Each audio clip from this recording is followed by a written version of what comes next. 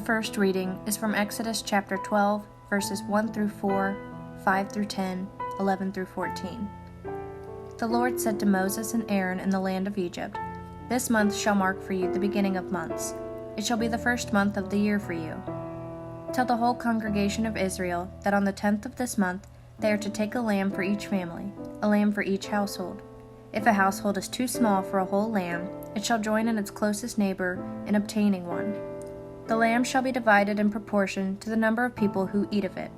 Your lamb shall be without blemish, a year-old male. You may take it from the sheep or from the goats. You shall keep it until the 14th day of this month.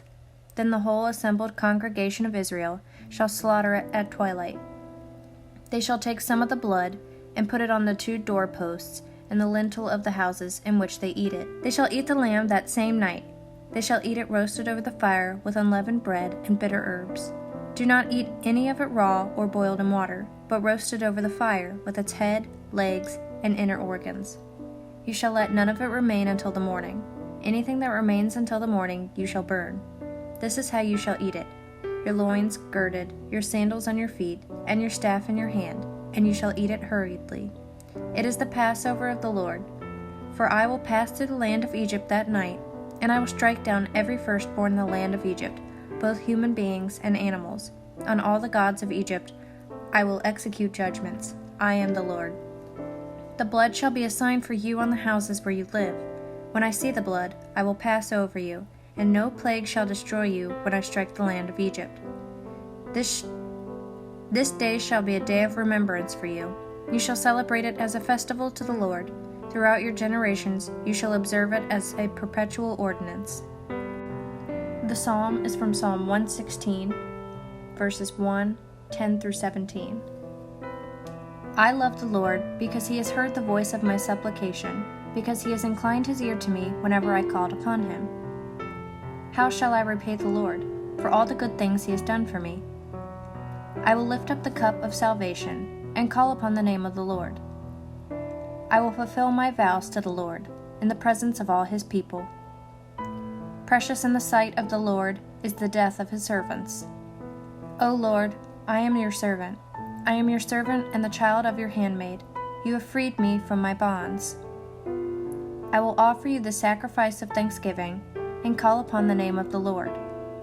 I will fulfill my vows to the Lord in the presence of all his people, in the courts of the Lord's house, in the midst of you, O Jerusalem. The second reading comes from 1 Corinthians chapter 11, verses 23 through 26.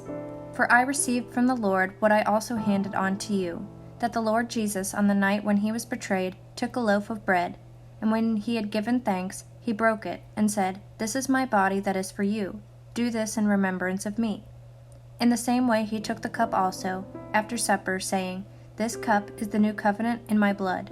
Do this, as often as you drink it, in remembrance of me. For as often as you eat this bread and drink the cup, you proclaim the Lord's death until he comes." The Holy Gospel according to John, the 13th chapter. Now before the festival of the Passover, Jesus knew that his hour had come to depart from this world and go to the Father. Having loved his own who were in the world, he loved them to the end. The devil had already put it into the heart of Judas, son of Simon Iscariot, to betray him. And during supper, Jesus, knowing that the Father had given all things into his hands, and that he had come from God and was going to God, got up from the table, took off his outer robe, and tied a towel around himself. Then he poured water into a basin and began to wash the disciples' feet and to wipe them with the towel that was tied around him. He came to Simon Peter, who said to him, "Lord, are you going to wash my feet?" Jesus answered, "You do not know now what I am doing, but later you will understand."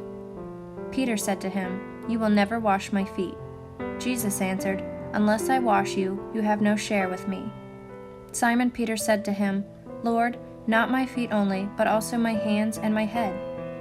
Jesus said to him, "One who is bathed does not need to wash, except for the feet, but is entirely clean. And you are clean, though not all of you." For he knew who was to betray him. For this reason he said, "Not all of you are clean."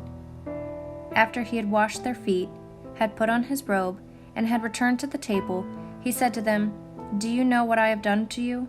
You call me teacher and Lord, and you are right, for that is what I am. So if I, your Lord and teacher, have washed your feet, you also ought to wash one another's feet. For I have set you an example, that you also should do as I have done to you. Very truly I tell you, servants are not greater than their master, nor are messengers greater than the one who sent them. If you know these things, you are blessed if you do them. Now the Son of Man has been glorified, and God has been glorified in him. If God has been glorified in him, God will also glorify him in himself, and will glorify him at once. Little children, I am with you only a little longer. You will look for me, and as I said to the Jews, so now I say to you, where I am going, you cannot come.